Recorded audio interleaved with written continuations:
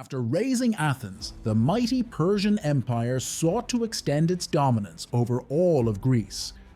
However, their ambitions were shattered after the devastating loss in the naval Battle of Salamis, which marked the turning point of the Greco-Persian Wars. This decisive defeat dashed any hope of a Persian naval invasion of the Peloponnesian Peninsula. With their fleet in disarray and unable to threaten the Greek heartlands, Xerxes, the Persian king, withdrew most of his forces and returned to Asia, believing the war could still be won in his absence. He left behind one of his most trusted commanders, General Mardonius, who was entrusted with the mission of crushing Greek resistance once and for all. Mardonius, an experienced and capable leader, was left in charge of a vast Persian army numbering around 300,000 men, comprising elite soldiers, cavalry, and mercenaries from the far reaches of the empire. His objective was simple: complete the conquest of Greece. Determined to fulfill Xerxes' wishes, Mardonius advanced relentlessly, pillaging and destroying the Greek cities in his path, hoping to demoralize the fractured city-states into submission. He moved through northern Greece, looting with impunity, as Greek cities struggled to regroup after their losses. Meanwhile, the Greek forces were reeling from the Persian onslaught. But the Greek city-states, led by Sparta and Athens, were not prepared to surrender. Despite their internal rivalries, they forged a fragile alliance, knowing that the survival of Greece as a free land depended on their unity. The Spartans, known for their military prowess, positioned their forces at the Isthmus of Corinth, a narrow land bridge that protected the Peloponnese from invasion. They were determined to halt the Persian advance and prevent Mardonius from marching southward. As Mardonius's army swept through northern Greece, the Greeks mobilized. Under the command of Pausanias, who acted as the regent of Sparta after the death of King Leonidas at Thermopylae, the Greek coalition assembled its forces. Pausanias, a skillful but cautious leader, was temporarily holding power for Leonidas's young son, who was not yet of age to rule. Pausanias had the unenviable task of uniting various Greek forces, each with its own goals and methods of warfare, into a single cohesive army. Together, the Greeks mustered a force of about 100,000 troops, including 40,000 seasoned hoplites, elite infantrymen equipped with heavy shields and spears, and 60,000 auxiliary troops from allied city-states. The Greeks knew they couldn't match the Persians in open battle on flat terrain, especially given the overwhelming numbers of Persian cavalry. Therefore, they chose the high ground near the town of Plataea in Boeotia, an area where they could defend themselves effectively. The Athenian contingent held the left flank. The Spartans, as the most prestigious soldiers, held the right flank, while other Greek city-states occupied the center. This strategic positioning allowed the Greeks to minimize the impact of the Persian cavalry, giving them a fighting chance against such a vast and powerful army.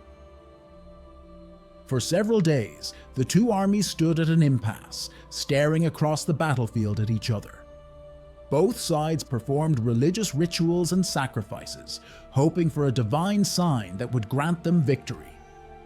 The Persians, growing impatient, launched a series of probing attacks with their mounted archers.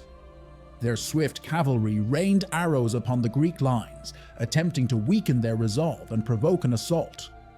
But the Greeks held firm, shielded by their bronze armor and using their defensive position to minimize casualties.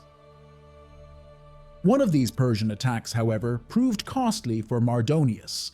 A high-ranking Persian officer was killed by the Greeks, boosting their morale and emboldening them to move closer to the Persian forces.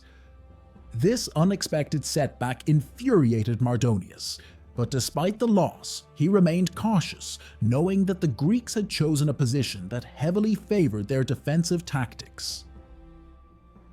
Tensions continued to mount, but both sides hesitated to strike the first blow.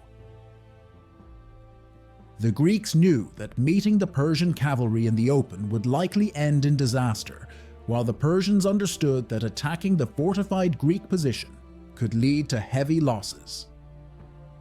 Eventually, the Persians scored a significant victory. They captured the spring that supplied the Greek army with fresh water. This maneuver put the Greeks in an increasingly precarious position. Without access to water, the Greek army could not hold out for long.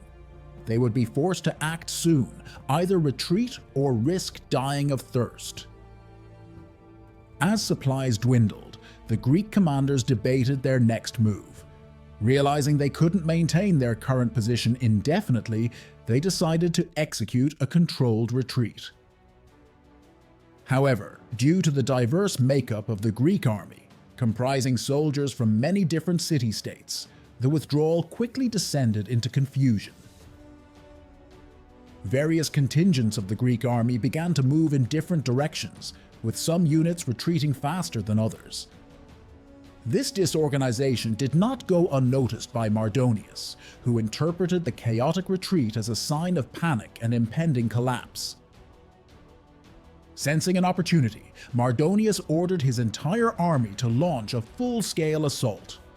The Theban contingent, allies of the Persians, marched forward to engage the Athenians in a fierce hoplite battle.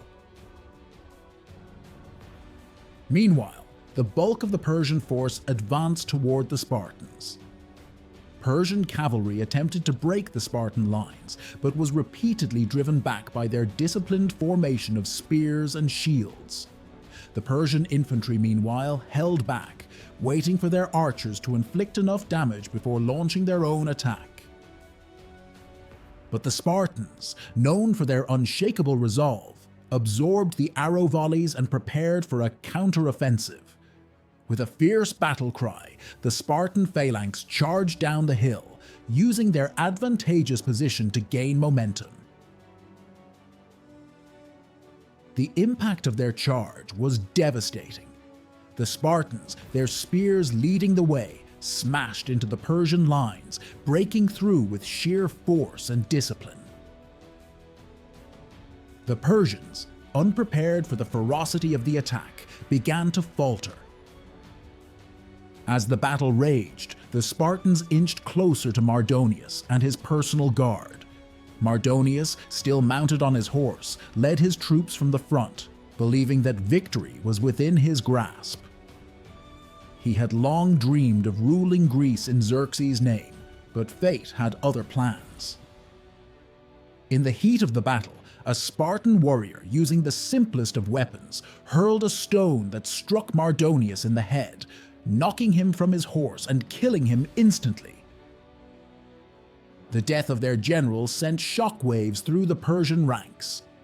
Leaderless and demoralized, the Persian army descended into chaos.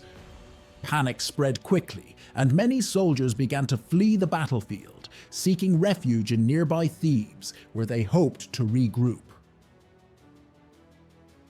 But the Greeks, seizing the moment, pursued them relentlessly.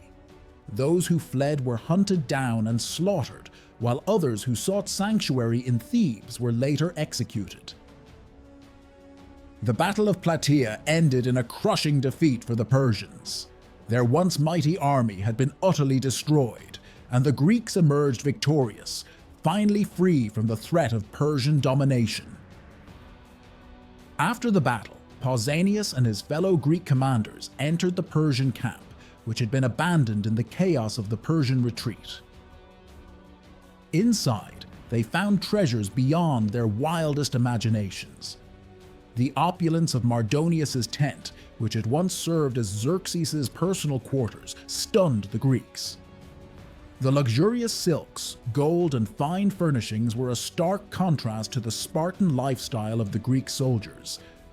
Yet, despite all this wealth, Xerxes had failed in his ultimate goal. He had plundered Greek cities and stolen their riches, but he had been unable to take the one thing that mattered most to the Greeks: their freedom.